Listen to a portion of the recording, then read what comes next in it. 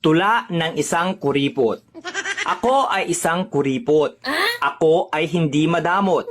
Sa paggastos, ako ay natatakot dahil pera ko ay hindi pinupulot.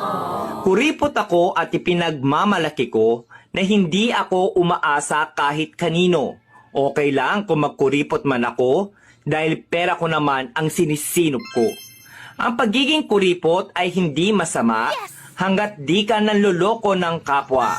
Kaya wala akong dapat ikahiya kung naiinggit sa akin ang madla. Kuripot man ako sa inyong paningin, kinabukasan ko ang aking iisipin. Mga paninira ng iba ay di ko diringgin dahil ang makikinabang nito ay ako rin. Hindi kasalanan na maging kuripot ako, ang masama ay ang pagiging maluho. Huwag magpasikat kung hindi naman totoo, lalo nang kung sa